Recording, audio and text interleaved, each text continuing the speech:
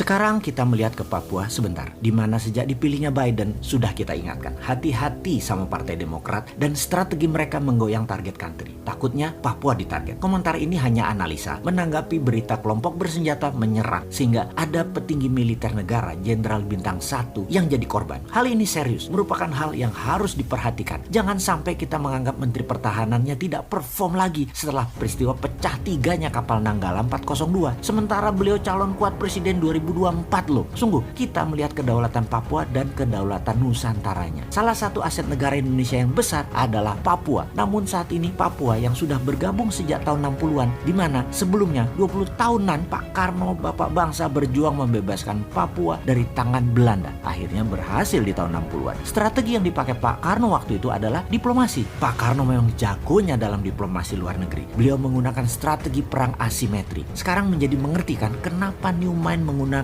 Department of War, karena meniru strateginya Pak Karno. Perang asimetri adalah bentuk perang yang tidak serupa. Misalnya dalam perang konvensional yang menggunakan senjata, tidak perlu dijawab dengan senjata juga secara frontal, bisa dilawan dengan bentuk perang lain, yaitu perang diplomasi. Kembali ke Papua saat ini, ada OPM atau ULMWP, sebuah organisasi yang ingin Papua lepas dari Indonesia, yang saat ini kurang dipelajari kekuatannya oleh pejabat di Indonesia. ULMWP tidak perang senjata, tetapi membangun diplomasi ke Eropa dan Afrika, juga ke kawasan Melanesia, termasuk ke PBB. Baik, kita rincikan sedikit tentang Melanesia. Ada 5 provinsi saudara kita di Indonesia yang rasnya Melanesia, seperti wilayah NTB, NTT, Flores, Maluku, Papua, sama dengan Papua Nugini, Fiji, Vanuatu, Nauru, Kepulauan Solomon, dan lain sebagainya. ULMWP, United Liberation Movement of West Papua, ini mepet secara kultural, ras, dan diplomasi ke negara Melanesia. Saya cukup tahu wilayah itu semua karena lama beredar di sana atas nama informasi. Saat ini menjadi pejuangnya adalah Dubes Indonesia untuk New Zealand. Berat tugas dia. Berat memang melawan perang asimetrik di Papua itu. Perlu keseriusan pemerintah pusat juga. Kita melihat kelemahan bernegara yang terus jadi pelajaran dan jangan terulang lagi. Misalnya dalam kasus Sipadan Ligitan, pulau yang diambil Malaysia. Malaysia itu tidak pakai senjata. Malaysia pakai kerja 20 tahunan. Malaysia melobi Mahkamah Internasional, melobi PBB, dan meletakkan tradisional fisherman Malaysia terus beredar di sana, sehingga uang, currency, radio, dan penduduknya hanya kenal Malaysia. Ketika waktunya tepat, Malaysia klaim Sipadan Ligitan.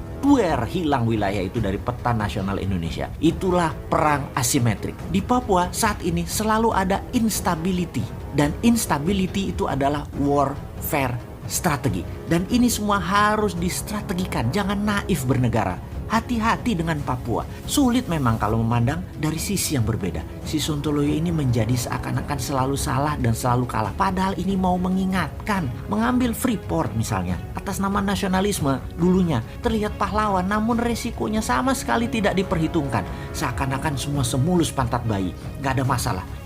Bos.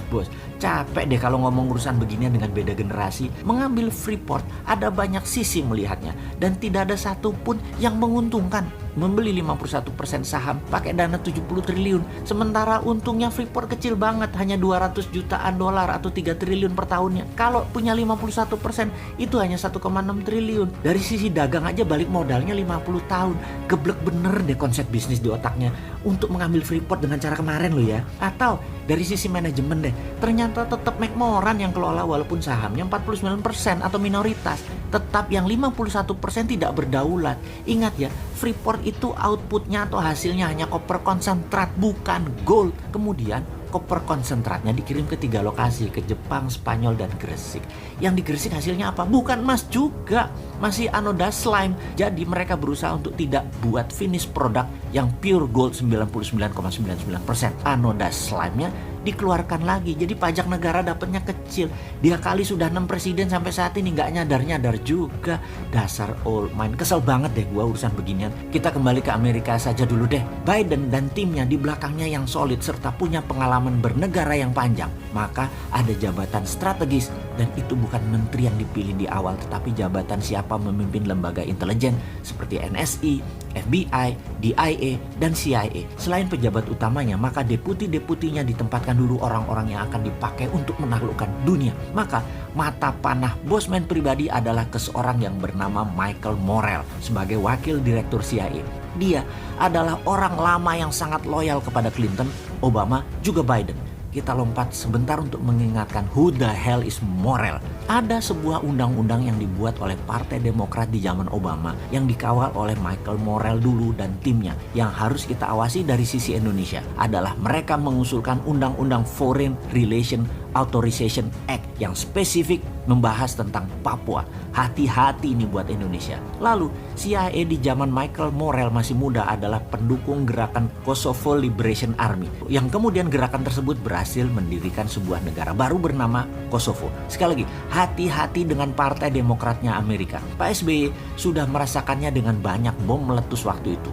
Obama presidennya dari Demokrat. Soekarno sudah merasakan dengan dilengserkannya dirinya. Presidennya adalah LBJ, Lyndon B. Johnson dari Partai Demokrat juga. Soeharto sudah merasakan serangan economic hitman di zaman Clinton waktu itu. Habibie sudah merasakannya juga di zaman Clinton presidennya dari Partai Demokrat hingga lepas Timur Timur. Operasi CIA selalu dimainkan oleh mereka.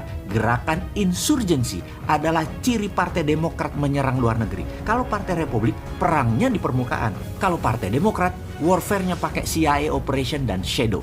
Saya jadi takut urusan Papua. Itu saja. Kalau sama Trump, saya nggak takut Indonesia bakal belah. Karena bukan target Trump. Trump musuhnya Tiongkok dalam dagang. Dan ideologi demokrasi Amerika versus komunisme itu juga dengan Tiongkok. Namun dengan Partai Demokrat, beda game plan mereka. Kita buka strategi Madam Secretary Hillary Clinton waktu itu yang terkenal dengan nama pivot to Asia. Yang diincar apa?